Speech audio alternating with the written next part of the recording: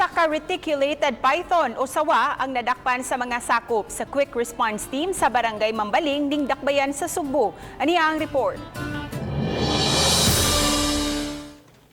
Gisulod na sa sako kining bitin nga usa ka reticulated python nga gidala na sa command center sa QRT. Gituoan nga way na nag-iya nini sanglit isog pa man kaayo ang bitin.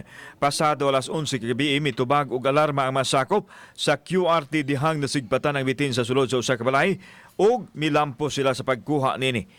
Nya mo tong response na mo dito ni sa bahay nga tagiya sa mao gini tawag sa C3 nga ang mila ko ni bitin mo to pag abot mo dito sa area dito ni sa Kisami. Gawa sa bitin nga nadakpan sa Mambaling na apay laing duha ka mga sawa nga naa sa hawla karon sa QRT Command Center.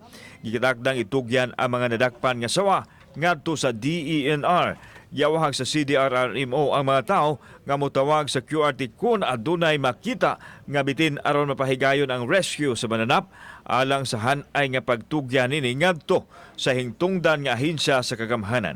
Ang SOP na to ana ipadada na nato sa DNR for them to sila rin mubuhian na dito. Kauban si Cleofer Lumayag, ako si Alan Domingo. Balitang Bisdak.